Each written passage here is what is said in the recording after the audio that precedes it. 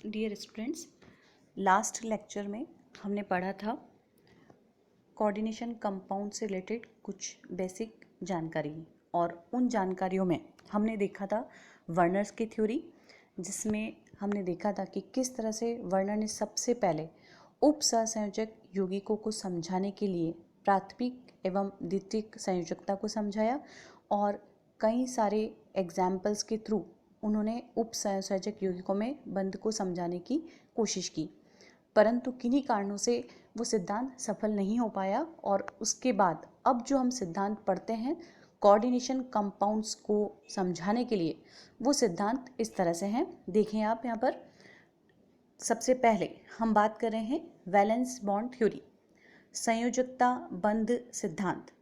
Second पर है crystal field theory, जो बेथे और मॉनलेक ने दी है, CFT शॉर्ट फॉर्म हम बोलते हैं।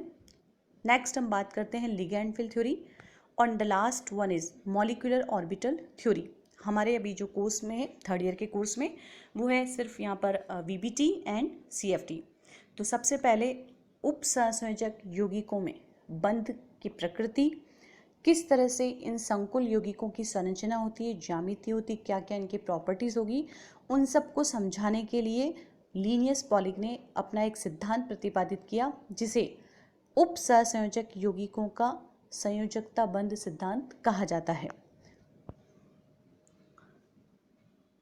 In 1931, Linnaeus Pauling give a theory which is known as VBT, और इस वैलेंस बॉन्ड थ्योरी के कुछ मुख्य अभिक्रिया हैं, वो हम यहाँ पर देखते हैं।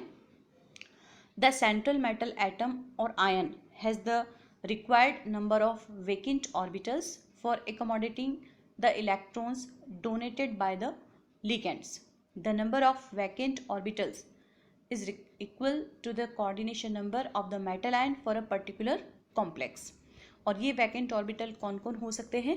S, P, D and F। तो सबसे पहली जो मुख्य अभिक्रिया की फर्स्ट नंबर का पॉइंट है अकॉर्डिंग टू VBT, वो क्या कहता है कि जब कभी भी उपसहसंयोजक यौगिक बंध बनता है या यौगिक बन रहा है, उस स्थिति में जो केंद्रीय धातु परमाणु या आयन है, वो केंद्रीय धातु या परमाणु, उसके पास जब लिगेंड अपना इलेक्ट्रॉन पेयर लेकर के आएगा, तो वहाँ पर पर्याप्त संख्या में रिक्त कक्षक होना बहुत ही ज़रूरी है, और इन रिक्त कक्षकों में लिगेंड इलेक्ट्रॉन युग्म को डोनेट करता है। सेकंड पॉइंट हम देखते हैं यहाँ पर, This vacant orbital goes hybridization to form same number of hybrid orbitals। ये जो हमारे पास रिक्त कक्षक की उपलब्धता हुई है सेंट्रल मेटल आयन या एटम के पास, ये अब संकरित होकर के संकर कक्षक का निर्माण करते हैं, जितनी संख्या में उसे बंध बनाने के लिए आवश्यकता है। Next point, each ligand has at least one orbital containing lone pair of electrons. जितने लिगेंड यहाँ पर केंद्रीय धातु परमाणु अथवा आयन के साथ उपसहसंयोजक बंध बना रहे हैं, उसके पास कम से कम एक लॉन पेयर ऑफ इलेक्ट्रॉन होना बहुत ही ज़रूरी है, जिससे वो केंद्रीय धातु परमाणु के रिक्त संकरित कक्षकों में डोनेट कर सकें। तीसरा पॉइंट हम बात करते हैं, vacant hybrid orbital filled with ligand to form coordination bond. और इस तरह से केंद्रीय धातु परमाणु के पास ये जो रिक्त संकरित कक्षक आए हैं, इनमें जब लिगेंड अपना इलेक्ट्रॉन पेयर डोनेट करते हैं, तो उपसहसंयोजक बंध का निर्माण होता है, और इस प्रकार coordinate bond is stronger if the overlapping between the orbitals is greater. तो ये जो बंधने वाला बंध है उपसहसंयोजक बंध, ये काफ़ी प्रबल होता है, काफ़ी स्ट्रॉन्ग होगा। कब? जबकि कक्षकों के मध्य जो अतिव्यापन हो रहा है वो काफ़ी स्ट्रॉन्ग हो, अधिकतम हो। तो कक्षकों के मध्य अतिव्यापन अधिकतम या प्रबल होने पर उपसहसंयोजक यौगिकों के मध्य जो बंध बन रहा है वो भी काफ़ी प्रबल होता है।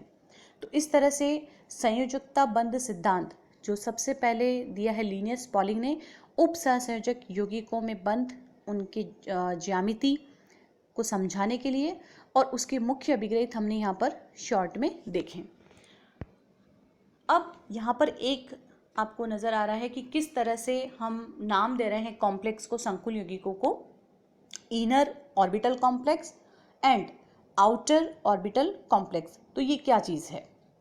According to VBT given by Pauling, यहाँ पर कहते हैं ये कि जब कभी भी आंतरिक डी कक्षक संकरण में पार्टिसिपेट कर रहे हैं या संकरण में भाग ले रहे हैं, उस स्थिति में जो संकुल यौगिक बनेगा उसे हम कहते हैं इनर ऑर्बिटल कॉम्प्लेक्स।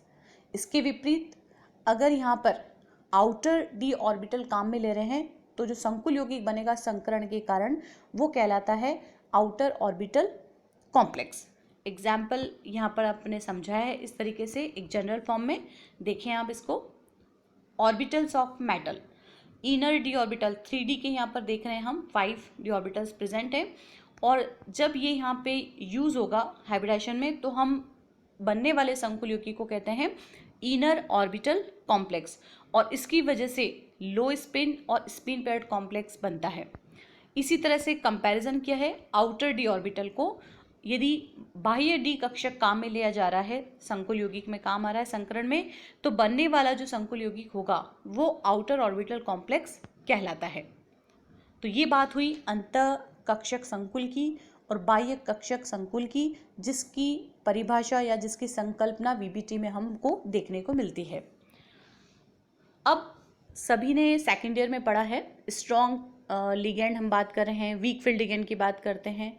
तो स्ट्रॉन्ग फील्ड लिगेंड कौन कौन से हैं वो स्पेक्ट्रोकेमिकल सीरीज में हम सब ने देख रखा है। तो जब हम बात करते हैं कि प्रबल क्षेत्र लिगेंड है या दुर्बल क्षेत्र लिगेंड है, उन लिगेंड्स की प्रकृति के आधार पर यदि किसी धातु आयन के ऑर्बिटल्स में अगर हम कह रहे हैं कि अनपेयर्ड इलेक्ट्रॉन प्रेजेंट है तो उनकी पेयरिंग हो जाती है यदि लिगेंड काफ़ी स्ट्रॉन्ग है। अदरवाइज वीक फील्ड होगा, लिगेंड की नेचर वीक फील्ड होगी, तो उस स्थिति में जो लिगेंड के साथ बंध बनेगा या लिगेंड जब संकरण करेगा धातु आयन के साथ में तो उपस्थित अयुग्मित इलेक्ट्रॉन पेयरिंग नहीं होंगे, उनके पेयरअप नहीं होगा। तो यहाँ पर लैंग्वेज में यही समझाया है, when strong field ligands like NH3 and Cn negative are involved in the formation of complexes, they cause pairing electrons present in metal ions. This process is called as spin pairing. तो हम इस process को spin pairing के नाम से भी जानते हैं। अब कुछ एग्जाम्पल लेकर के वैलेंस बॉन्ड थ्योरी को यहाँ पर हम समझते हैं कि कैसे ये यहाँ पर ज्योमेट्री को समझाएगा। Structure of complex compounds based on VBT. तो संयोजकता बंध सिद्धांत के आधार पर कुछ संकुल यौगिकों की संरचनाओं को समझाया गया उदाहरण लेकर के। फर्स्ट हम बात कर रहे हैं structure of nickel tetracarbonyl, second NiCl4 whole two negative, यानी कि आप कह सकते हो यहाँ पर कि हमने लिगेंड चेंज किया है। NiCO होल 4 में हमारे पास कोबाल्ट कार्बोनिल है और सेकेंड में हमने लिया है क्लोरो, यानी कि दोनों लिगेंड की नेचर चेंज है। थर्ड पे हम बात कर रहे हैं structure of NiCN whole 4 2 negative, structure of CuF6 thrice negative, structure of CuNH3 whole 6 thrice positive। जहाँ पर 6 नंबर में है लिगेंड प्रेजेंट हेक्सा फ्लोरो कोबाल्टेट थर्ड आयन, तो दोनों ही संरचनाओं में जहाँ पर 6 नंबर का कोऑर्डिनेशन नंबर आ रहा है, यहाँ पर ऑक्टाहेड्रल अष्टफल की संकुल यौगिक का निर्माण होगा, जबकि कोऑर्डिनेशन नंबर 4 की कंडीशन में यहाँ पर टेट्राहेड्रल या स्क्वायर प्लेनर दोनों में से कोई एक कॉम्प्लेक्स जो है ज्योमेट्री वाला बनेगा। एग्जाम्पल को हम यहाँ पे एक्सप्लेन कर रहे हैं डायग्राम से। देखें आप, formation of NiCl4 whole two negative tetrachloronickelate second ion. अब सबको आपको पता है 3D सीरीज का एलिमेंट है ये निकल, और इलेक्ट्रॉनिक कॉन्फ़िगरेशन होता है इसका 3D8 4s2। अब 3D8 4s2 इसका उदासीन अवस्था में है, यानी यहाँ पर कोई एक्साइटेशन हमने नहीं किया है। अब जब हम कह रहे हैं कि यहाँ पर निकल +2 ऑक्सीडेशन स्टेट में है, इस कंडीशन में हम यहाँ पर सिंपल तो हमने लिखा है क्या, निकल का 3D8 4s2। तो 3D8 4s2 न्यूट्रल कंडीशन में है, लेकिन जब +2 ऑक्सीडेशन स्टेट आएगी तब हम क्या कह रहे हैं, ऑर्बिटल्स ऑफ Ni+2 आयन। देखिए आप 3D में 8 इलेक्ट्रॉन्स है according to Hund's rule, 4s 0 and 4p 0। अब यहाँ पर हमारे पास 4 क्लोरो नेगेटिव लिगेंड्स हैं जो नेचर में कैसे हैं, वीक फील्ड लिगेंड है, दुर्बल क्षेत्र लिगेंड है। और अभी आपको पहली स्लाइड में मैंने एक्सप्लेन किया है कि जब कभी भी दुर्बल क्षेत्र लिगेंड होगा उस स्थिति में धातु आयन के ऑर्बिटल्स में अनपेयर्ड इलेक्ट्रॉन अगर प्रेजेंट है वहाँ पर तो उनकी पेयरिंग नहीं होती है। तो यहीं पर यहाँ पे समझाया, यहाँ पर sp3 hybridised orbitals of Ni+2 3d8। और अब रिक्वायरमेंट हमारे पास 4 कंप्लीटली वैकेंट ऑर्बिटल्स की है। तो निकल कैट आयन का Ni+2 कंडीशन में 4s और 4p ये मिला करके टोटल sp3 यहाँ पर संकरित कक्षक हमारे पास आए हैं और ये संकरण यहाँ पर होगा। और 2 इलेक्ट्रॉन चूंकि हमें अनपेयर्ड यहाँ पे नज़र आ रहे हैं इस धातु आयन के पास में, लेकिन चूंकि क्लोरो वीक फील्ड लिगेंड है, दुर्बल क्षेत्र लिगेंड है, इस वजह से इनका युग्मन नहीं होगा, पेयरिंग नहीं होती है। अतः हम यहाँ पर कहते हैं कि ये जो संकरण होगा ये बाह्य कक्षक यानी आउटर वाला जो है हमारे पास S और P कक्षक संकरित होकर sp3 संकरण यहाँ पर करेंगे और इस प्रकार से ये हमारे पास संरचना जो होगी, ज्योमेट्री जो होगी संकुल योगी की, वो होगी चतुष्फल की। तो इस तरह से ये लिगेंड की प्रकृति के आधार पर हमने देखा NiCl4 नेगेटिव किस प्रकार से संरचना बनाएगा। अब इसको कंपेयर करते हैं हम लिगेंड की प्रकृति चेंज करके। यहाँ हमने लिया है टेट्रासाइनोनिक्लेट सेकेंड आयन, पहले हमने एग्जाम्पल में लिया था क्लोरो और अभी हम ले रहे हैं यहाँ पर साइनो। तो Cn नेगेटिव दोनों ही कंडीशन में, यानी जो निकल धातु तो सेम है लेकिन लिगेंड हमने यहाँ पर चेंज किया है, ऑक्सीडेशन नंबर भी सेम है। अब यहाँ पे आप देखिए साइनो की जो नेचर है साइनाइड की, वो नेचर काफ़ी स्ट्रॉन्ग फील्ड लिगेंड की होगी और इसी वजह से 3d8 4s2 in the neutral state और +2 ऑक्सीडेशन स्टेट में 3d8 4s0 4p 0। अब यहाँ पर जो 2 अनपेयर्ड इलेक्ट्रॉन यहाँ नजर आएंगे आपको निकल एटम के अंदर, इनकी पेयरिंग हो जाएगी और एक डी कक्षक हमें यहाँ पर रिक्त मिलेगा। अब चूंकि एक रिक्त कक्षक अवेलेबल है, इनर वाला है, तो ये संकरण में भाग लेता है 4 Cn के लिए बंद बनाने के लिए, क्योंकि ये जो लिगेंड है वो अपना इलेक्ट्रॉन पेयर डोनेट करेगा इन वैकेंट ऑर्बिटल्स में। तो इस तरह से अब जो संकरण होगा वो एक डी कक्षक, एस कक्षक और 2p ये मिलकर के dsp2 संकरण यहाँ पर होगा और संरचना जो होती है वो स्क्वायर प्लेनर होगी। तो इस तरह से NiCn4 negative is a square planar due to dsp2 hybridisation and it is diamagnetic. ये प्रकृति में कैसा होगा, प्रति चुंबकीय, किसी भी तरह से यहाँ पर अयुग्मित इलेक्ट्रॉन उपस्थित नहीं है, no unpaired electron is present, so it is diamagnetic in nature. while NiCl4 negative is tetrahedron due to sp3 hybridization and paramagnetic। अनुचुंबकी क्यों है, क्योंकि 2 अयुग्मित इलेक्ट्रॉन इसकी संरचना में हम देख पा रहे हैं। अब कारण यहाँ पर क्या दिया है, the Cn negative ligand is strong and it force the 2 unpaired electrons to pair up. तो Cn नेगेटिव एक स्ट्रॉन्ग फील्ड लिगेंड होने के कारण ये 2 अयुग्मित इलेक्ट्रॉनों को पेयर अप करता है, जबकि क्लोरो की प्रकृति, क्लोरो लिगेंड की प्रकृति वीक फील्ड होने के कारण ये पेयर अप नहीं करेगा। और इस ऐसी स्थिति में हम यहाँ पर क्या कहते हैं, धातु आयन सेम होने के कारण भी यहाँ पर क्या हो रहा है, संकरण अलग अलग प्रकार का है। NiCn4 नेगेटिव में dsp2, जबकि NiCl4 नेगेटिव में हो रहा है यहाँ पर sp3 संकरण। अब ये सिद्धांत जब लागू हुआ, मुख्य अभिग्रहित भी हमने देखे, एग्जाम्पल भी अपने देखे, तो कुछ कमियां यहाँ पर पाई गई। वो कमियां क्या हैं उसे हम देखते हैं। सबसे पहले ये क्या कह रहा है, doesn't explain the colour of coordination compound. VBT उपसहसंयोजक यौगिक या संकुल यौगिकों में कलर को एक्सप्लेन नहीं कर पाया। Second point, it doesn't explain magnetic behaviour based on geometry.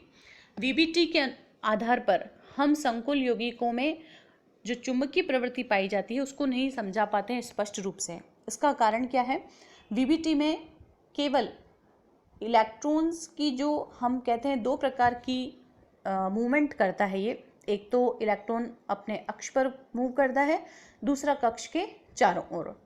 तो केवल अपने स्पिन ऑनली फॉर्मूला यानी इलेक्ट्रॉन की जो चक्रण प्रवृत्ति है केवल उसके आधार पर जो चुंबकीय प्रवृत्ति पाई जाती है केवल उसी की कैलकुलेशन वीबीटी करता है।